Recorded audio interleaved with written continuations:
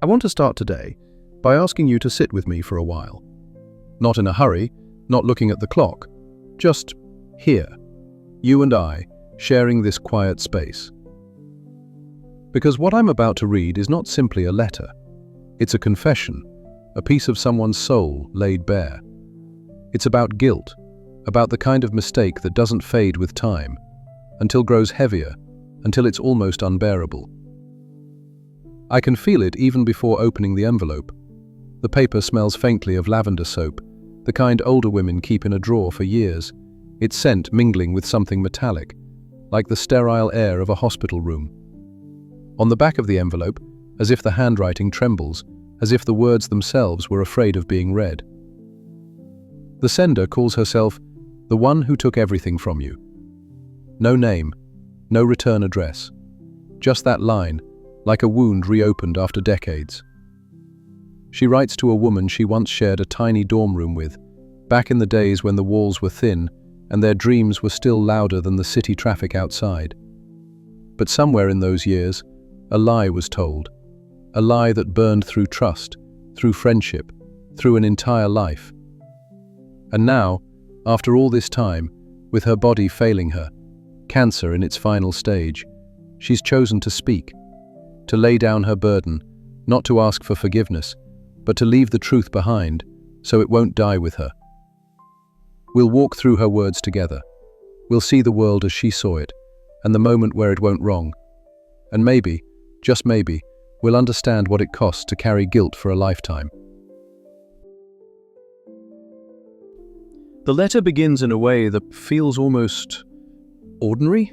She writes about the weather outside her hospital window, how the sunlight filters through blinds, painting thin golden lines across the white sheets. Somewhere down the hallway, a television murmurs an afternoon talk show, its laughter track faint and artificial. She says she's been thinking about our first day in that dorm room. The air was heavy with the smell of fresh paint and dust, and we could hear the clatter of luggage wheels from girls moving in. She remembers me standing by the window, my hair pulled into a clumsy ponytail, while she unpacked her books and lined them up on the desk, each one labeled neatly with her name in blue ink.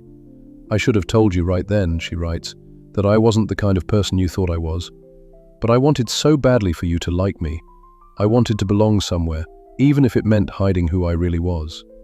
And I can almost hear her voice in those words, not the voice of the woman she is now, thin and breathless from illness, but the younger one, full of that desperate energy only youth carries, when friendship feels like a lifeline and the thought of losing it feels like drowning. She recalls the evenings when the city outside our dorm would come alive. Through the thin curtains we'd watch neon signs flicker to life, casting restless colors across the walls. The smell of street food would drift in through the open window, grilled sweet corn, fried dumplings, and that familiar whiff of gasoline from passing motorbikes. She writes about the nights we stayed up late, sprawled on our twin beds, sharing secrets in half-whispers. There was the time she told me about her hometown, a small village where the air always smelled of wet earth after rain, and the nights were lit by fireflies instead of street lamps. She said the city felt like another planet, and that I was her anchor here. Then her handwriting changes, the lines grow shakier, as if each word costs her something. There was a day, she continues, when I overheard something I should have never repeated. It wasn't even about you, not directly, but when they asked me, I said your name. And that one careless moment became the seed of everything that followed. I can see it in my mind, her sitting at the edge of her bed, holding that truth like a shard of glass, and me somewhere else entirely, unaware that my life had just been set on a path I could never walk back from. She describes the exact place where it happened, the small courtyard behind the literature building where ivy crawled up the walls and fallen leaves gathered in uneven piles along the stone benches. It was late afternoon, the kind of fading light that made everything look softer than it really was. A group of students were gathered there, their voices low but edged with that sharp curiosity that comes before gossip. She had been walking past with a stack of returned library books, her scarf pulled tight against the wind. That's when she caught a fragment of conversation. Something about a missing wallet, a teacher's suspicion, and a girl from room 4B. It wasn't even a full sentence, she says, just a careless thread hanging in the air. But she stopped, she listened, and when someone turned and asked, Do you know who they're talking about? She froze, then said my name. She writes, I don't know why I said it. Maybe because it was easier than saying I didn't know. Maybe because your name was the first that came to mind. Or maybe because deep down, I thought you could survive it. I thought you were strong enough to brush it off. And here I can feel her guilt pressing through the paper, as if the ink itself carries weight. She didn't see the ripples it would cause, how that one answer would thread itself into whispers, whispers into rumors, and rumors into a shadow that would cling to me for years. She says it didn't take long for the story to change shape. By the next morning, it wasn't just a missing wallet anymore, it was theft. And it wasn't a girl from room 4B, it was me, my name spoken in corridors, printed in the corners of hastily scribbled notes passed under desks. The sound of it no longer felt like mine. It had been turned into something sharp, something people whispered as they glanced over their shoulders. She remembers walking into the cafeteria that day. The smell of overcooked noodles and fried shallots hung in the air, but beneath it was the scent of something colder, a shift in the way people looked at us. She saw me sitting alone at a table by the window, my tray untouched, my hands wrapped tightly around a cup of tea gone lukewarm. There was a bruise in my expression, the kind that doesn't come from fists, but from words. I should have sat down beside you, she writes. I should have said something, anything, even a stupid joke to break the weight in the air, but I didn't. I kept walking, because if I sat with you, they would start to look at me the same way, and I was too much of a coward to let that happen. She admits she told herself it would blow over, that people would forget. But rumors have their own hunger. They grow, they feed on silence, and in my silence and hers, they found all they needed to take root. She writes about the days that followed, how the dorm seemed to shrink around us. The walls felt closer, the air thicker, as if the building itself was listening. Even the usual sounds, the squeak of the hallway door, the clatter of someone's kettle boiling, seemed to pause when I walked by. She remembers one night I came back late from the library. The hallway light flickered overhead, casting shadows that stretched and collapsed with every step. She was sitting at her desk, pretending to read, but her eyes kept darting to me. I dropped my bag on the bed, the zipper half broken, so that my papers spilled out. She says I didn't notice, or maybe I didn't care, that one of my essays slid onto the floor, pages curling at the edges from the damp air. I wanted to help, she writes, to pick it up, to say your name like it was still yours. But the words stayed in my throat, stuck behind the taste of my own fear. And in that moment, I understood something I didn't want to admit, that I had already chosen my side, and it wasn't yours. She says she couldn't meet my eyes that night, that when I finally turned off the light and lay down, the silence between our beds was so loud, it felt like it could crack the room in half. Then came the day the university called me in. She remembers watching me leave our room, my back straight, but my hands clenched into fists. The morning was grey, rain pressing lightly against the windows, leaving slow, uneven trails down the glass. She says she stood there for a long time after the door closed, listening to the fading echo of my footsteps on the stairs. I was gone for hours. When I came back, my clothes smelled faintly of damp paper and the musty air of the admin office. There was a single folded letter in my hand, a formal notice, typed and stamped but heavy in a way paper shouldn't be. I didn't speak. I just placed it on my desk, where it stayed untouched for the rest of the night. She says she could see the red ink through the thin envelope, but she didn't need to open it to know what it said. I told myself I'd explain, she writes, that I'd tell you what really happened, that I hadn't meant for it to go that far. But every day I waited, the words got heavier, like wet laundry you can't bring yourself to lift. And by the time I realized how much damage I'd done, it felt too late to fix anything. She says she started leaving earlier in the mornings, coming back later at night, timing her days so we'd barely see each other. And in doing so, she thought she was sparing us both. But in truth, she was only letting the distance grow.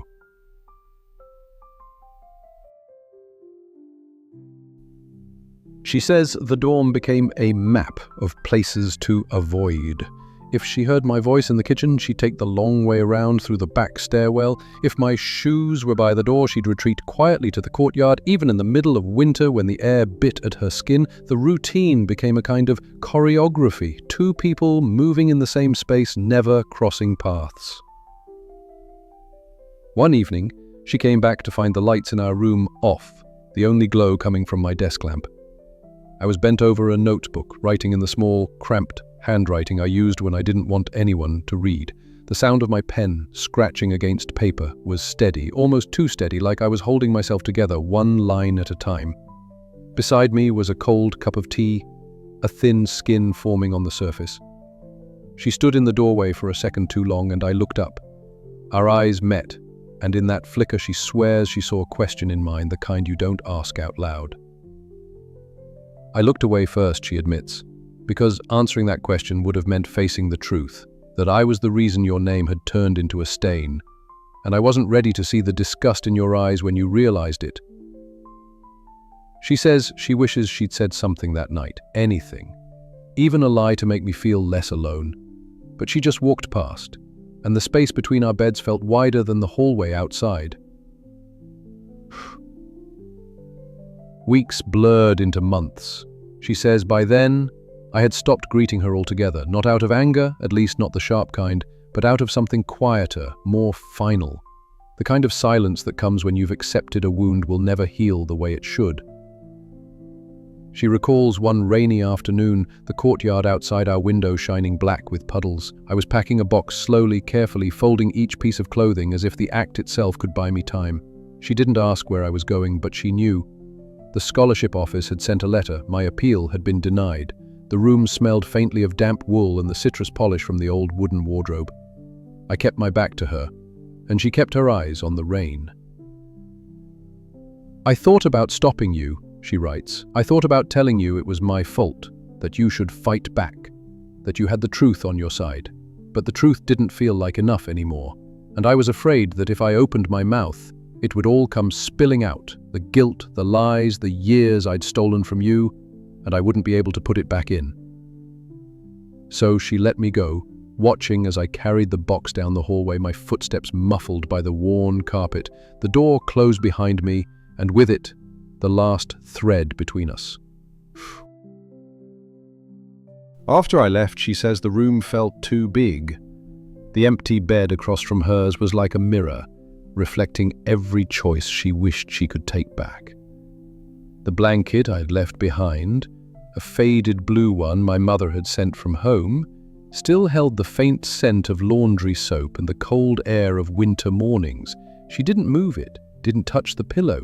Some nights, she says, she'd wake up and glance over, expecting to see my silhouette in the dim light from the street lamp outside. She started avoiding the kitchen altogether, eating crackers and instant coffee at her desk. Every time she passed the notice board in the lobby, she'd see my name crossed off the resident list, replaced by someone else's, a stranger. It hit her then, not all at once, but like water seeping under a door, that my absence wasn't temporary. I thought maybe you'd write to me, she says, or send word through a friend. I didn't know then that silence could feel heavier than anger, that it could grow roots in your chest, wrapping around every breath until you stop noticing it's there. She began folding in on herself, letting days pass without speaking to anyone. It was easier than pretending she wasn't the one who'd opened the first crack. Years slipped by, but she says the memory of me leaving never loosened its grip. She would catch herself staring at the faces of strangers on the street, wondering if I had aged the same way she had, whether I still walked with that quick, purposeful stride, or if life had slowed me down. She remembers one spring afternoon standing in line at the post office. The smell of paper, ink, and the faint sweetness of gum from the envelopes filled the air. A voice behind her, deep, warm, said something about the weather, and for a heartbeat, her chest tightened. It wasn't me, of course, but the reminder was enough to send her home early, clutching her bag like it might stop the ache in her hands. I told myself I had learned to live with it, she admits, that the past was just a shadow and shadows can't hurt you. But the truth is, every time I saw a blue blanket in a shop window or heard the scratch of a pen in a quiet room, I felt the whole thing all over again, like it had only happened yesterday. And so she carried it quietly, steadily, until the day she could no longer carry herself. She says the decision to write came one night when the hospital was quieter than usual. Machines still hummed in the distance, and the faint antiseptic scent clung to everything: the sheets, her hair, even the water in the glass by her bed. The moonlight through the blinds painted thin stripes across her blanket, and in that stillness, she realized she might not see another season change. She had been rehearsing this letter in her head for years, but the words never seemed to land right. Too much truth, and it might crush the person who read it. Too little, and it would just be another excuse. She reached for the notebook in the drawer, its cover soft with wear, the pages smelling faintly of dust and ink. The pen felt heavier than it should, like it knew the weight of what it was about to spill. I could write just one page. I could write just one page tonight. I'd rest easy, she says. But once I started, it was like my hands didn't want to stop. Every sentence pulled another memory out of me, until I could feel the cold floor of that dorm room under my feet again, and hear the rain against the window. She wrote until the first light of dawn crept across the hospital wall, the pen's ink running lighter but her chest feeling, for the first time, a little less heavy. In the morning, a nurse found her still holding the notebook. The nurse joked softly about her late-night homework, but she just smiled, the kind of smile that carries both relief and exhaustion. Breakfast came on a plastic tray, oatmeal, a small cup of orange juice, but she pushed it aside, still tasting the metallic dryness in her mouth from hours of writing. She turned to the first page again, reading the opening lines. Her handwriting had grown shaky in places, letters leaning into one another like tired bodies. She thought about how I might react, whether I'd crumple the letter after the first paragraph, or read it all the way through. She imagined me pausing in the middle, taking a breath, looking out a window the way I used to when words got too heavy. She writes that it began on a night in late autumn, when the campus air smelled faintly of rain and burnt leaves. The dorm windows glowed with warm lamplight, but inside our shared room, tension had begun to curl like smoke in the corners. There had been whispers in the hall earlier, voices dropping to a hush when we passed. At the time, I didn't think much of it, but she had already felt the shift, like a thread pulled loose in a tightly woven cloth. It was the week before finals, papers piled on our desks, coffee cups balanced dangerously near the edge. That night, someone's purse went missing from the study lounge. It wasn't valuable, but inside were a few bills, a student ID, and, most damning of all, a small silver locket the owner claimed had belonged to her grandmother. By morning, rumors had already found their way into the walls of our room. I didn't know how fast a story could grow legs, she says in the letter. One person swears they saw me near the lounge that night. Another says they heard my voice. None of it true, but truth doesn't run as fast as a lie. She describes the look on my face when the resident advisor came knocking, how my brow furrowed, how I stepped aside to let them search. I didn't yet know that this was the moment the floor beneath her life would begin to crack. By the next afternoon, posters for the lost locket were taped to every bulletin board, though by then it had already been found. The official note was short: item recovered, matter closed. But the whispers kept going, each retelling sharpening the edges of the story. Some swore they'd always known she was like that, as if hindsight gave them the right to rewrite history. In the cafeteria, tables seemed to fill before we reached them. In lectures, people slid their bags closer to their feet when she walked in. It was subtle at first, a glance that lingered too long, a laugh cut short when she passed. But over the days, the air around her thickened, until even I found it hard to meet her eyes without feeling the weight of everyone else's suspicion pressing between us. They didn't need proof, she writes. They needed a villain, and I was in the right place at the wrong time, with the wrong kind of silence in my defense. She says that was when she started skipping meals, slipping out early from class, finding excuses not to be anywhere crowded. It was easier to disappear than to fight a verdict that had already been decided. Weeks later, the disciplinary meeting was just a formality. 3 faculty members at a long table, her hands folded too tightly in her lap, and the locket sitting in the center like a silent witness. They called it possession of stolen property, a phrase that sounded cold, measured, and final. She told them again it wasn't hers, that she didn't even know the owner of the locket, but the words felt like pebbles tossed into a well, making ripples that never reached the surface. I sat in the back of the room, watching the curve of her shoulders, wondering if my presence was comfort or condemnation. They let me stay enrolled, she writes. But it didn't matter. My scholarship was pulled, my internship offer rescinded. Every door I'd worked to open slammed in my face in the space of an hour. When we walked out of that room, the hallway felt longer than I remembered, each step echoing too loudly, like the sound of something breaking that no one could put back together. She left the dorm 2 days later. No goodbye party, no shared coffee in the corner cafe one last time. Just 2 suitcases, a stack of books tied with twine, and the faint scent of her lavender soap lingering in the empty room after she closed the door. I remember standing by the window, watching her step into a taxi under a sky the color of wet cement. The driver loaded her bags in silence, as if he too could feel the heaviness of a departure that wasn't meant to happen this way. She didn't look back, not once. And in the years since, I've often wondered if she avoided it because she didn't want to see me standing there, or because she couldn't bear to see the place where everything she'd worked for had unraveled. They took more than my reputation, she writes. They took the version of me that believed hard work would always be enough. I stood there until the taxi turned the corner and disappeared, leaving the street quieter, emptier, as if even the air knew someone important had been driven away. After she left, her side of the room stayed empty for weeks.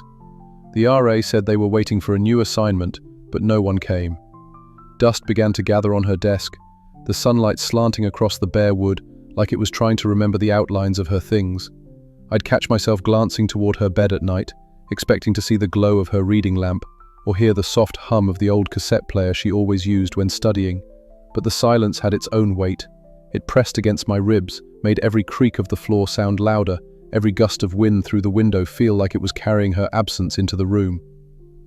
I started to realize that even though I still had my place in that dorm in that school, something in me had been exiled too.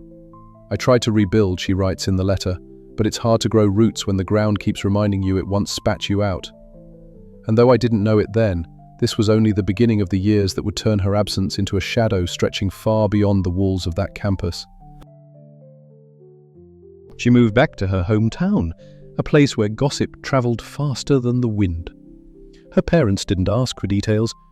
Maybe they thought silence was mercy, or maybe they already knew enough from the neighbors. She took a job at the only bookstore on Main Street, a narrow space that smelled of paper and rainwater, its windows fogging in the winter. She shelved paperbacks, rang up customers, and spent long afternoons pretending not to notice when former classmates walked past without waving. She says those first years blurred together. Work, home, sleep, repeat, like life had become a loop with no exit.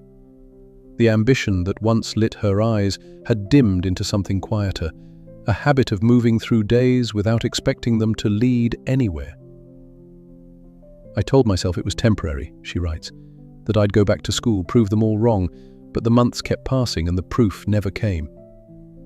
And somewhere in that slow erosion she stopped making plans, living only in the hours right in front of her. 5 years later, she was still in that bookstore. The owner, a kind man with soft hands and tired eyes, had started letting her run the place on her own. She became the face customers recognized, the voice that recommended novels she no longer had the heart to read herself. Outside, Main Street shifted, shops closing, new ones opening, people moving in and out, but inside, the aisles stayed the same, as if time knew better than to touch this small refuge. Sometimes, she says, she would catch herself imagining a different life, one where the locket had never been planted, where her name was still clean, and where the future felt wide instead of narrow. But those thoughts were like birds landing on a fence, there for a moment, then gone before she could hold on to them. Regret, she writes, isn't just about what happened. It's about what never had the chance to happen. And though she kept breathing, kept waking up each morning, some part of her stayed frozen in that campus hallway, watching doors close she would never walk through again. It was a rainy Tuesday when the doctor called.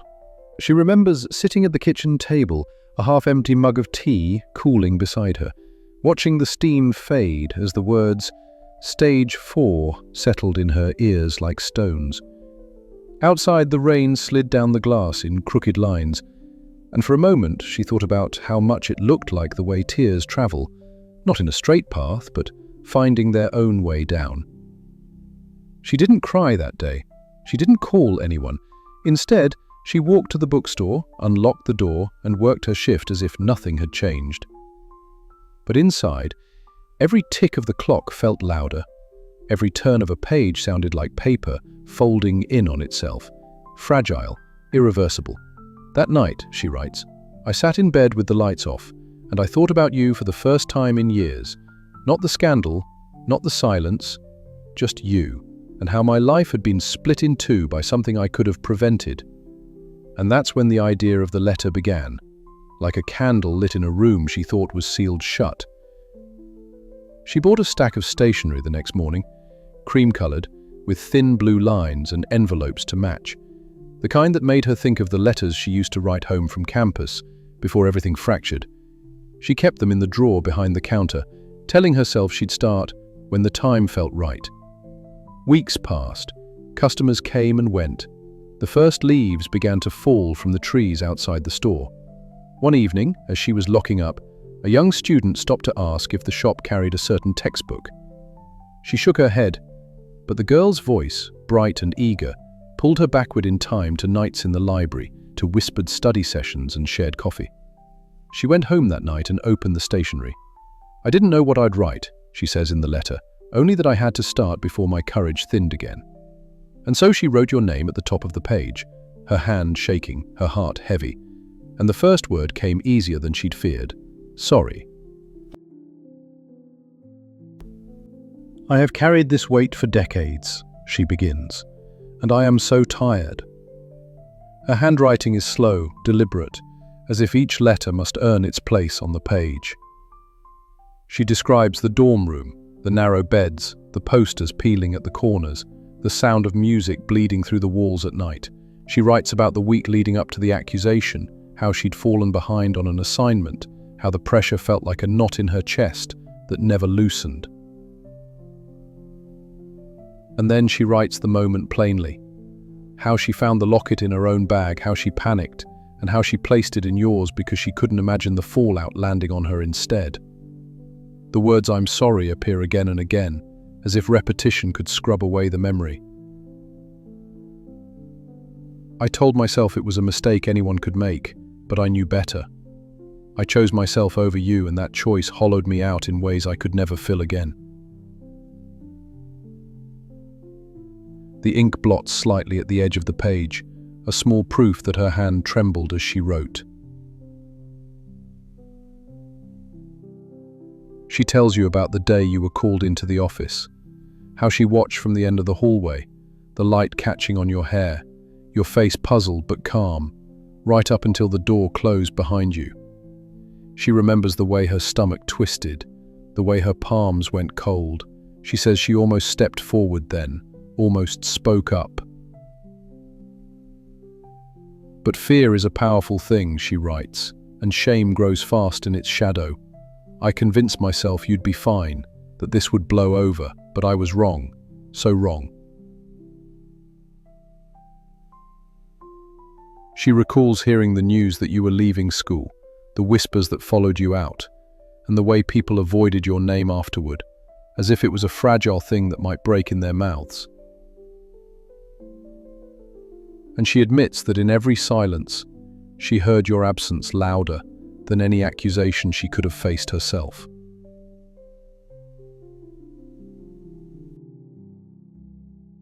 She writes about the years that followed, how she'd hear scraps of news about you from old classmates. Someone mentioned you'd gone back to your hometown. Another said you were working nights at a small cafe. Each piece of information was like a pebble dropped into the still water of her guilt, sending ripples she couldn't stop. She tells you about the graduation day she almost skipped, how she stood at the edge of the crowd, watching caps thrown into the air, the sky dotted with fabric like a brief flock of black birds. She smiled for photographs, but every cheer in the distance sounded hollow against the echo in her chest. I thought about finding you, she admits, but I didn't know what I could offer that wouldn't sound like pity or cowardice, and so I let the silence grow, and it grew roots. She underlines the next sentence twice. I wish I had been braver. She describes the way guilt reshaped her life, how she avoided close friendships, always fearing they'd see the worst part of her, how she took jobs that kept her busy late into the night, because quiet hours were when your face came back the clearest. There's a line where she says, "It's strange how one choice can teach you everything about the person you truly are, and how you wish that person was someone else." She tells you she stopped wearing jewelry altogether, because every necklace felt like a reminder of the one she moved from her bag to yours. Punishment doesn't always come from the outside, she writes. Sometimes it's the mirror, the one you can't avoid every morning. She shifts back to the present. The hospital room is quiet except for the faint hum of the oxygen machine. Outside the window, the late afternoon light is turning gold, spilling across the folds of her blanket. She says the days have started to feel shorter. Not just the daylight, but the time left to make anything right. She tells you the diagnosis came 2 months ago, stage 4. Her words don't linger on medical terms. Instead, they dwell on the sound of the doctor's voice, how it seemed to come from a great distance, and the way the ticking clock on the wall suddenly felt too loud. I realized, she writes, that the one thing I feared most wasn't dying. It was leaving this world without telling you the truth. The pen stroke at the end of the sentence is darker than the rest, as though she pressed down to make sure it couldn't be erased. She recalls the morning she began the letter. The rain tapped softly against the window, the kind of steady rhythm that makes you feel both calm and restless. She brewed tea, jasmine, the same scent that used to drift from your side of the dorm when you studied late into the night. She says she stood there, hands wrapped around the warm cup, wondering if your life turned out to be the kind you once dreamed of. I thought of you smiling, she writes, but it wasn't the smile from the cafeteria, or the library, or our walks home. It was a smile I had to invent, because I don't know the real one anymore. And then, in the quiet, she picked up a pen and wrote your name for the first time in over 20 years. The ink bled slightly on the paper, as though it too had been waiting a long time to be released. This is my last chance, she says. My last chance to be someone I can bear to meet in the mirror. She writes that she's imagined this moment 1,000 times. The moment you read her words. She's imagined your face harden, your eyes narrow, your hand tightening around the page. She's also imagined you dropping the letter halfway through, deciding that the past should stay buried. But the truth presses heavier now than the fear. I was the one who moved it, she writes plainly. The wallet. It was me. I thought it would be a harmless trick, a stupid, childish way to make a point about you always trusting people too easily. I didn't know it would vanish for real. I didn't know they would blame you. But I didn't speak up. Not once. She admits she let the days turn into weeks, and the weeks into the end of a semester, watching as your friendships shrank, your voice grew quieter, and the way you carried yourself changed into something smaller. And still, she said nothing. She tells you that the silence became part of her identity. Every job interview, every new friend, every man she tried to love, she carried the unspoken truth like a stone in her pocket, always afraid it would fall out in the wrong moment. She says she read once that confession isn't for the person you've wronged, it's for the person who needs to stop drowning in their own guilt. But this letter, is for both. For you, because you deserved the truth decades ago, and for her, because she can't leave without giving it.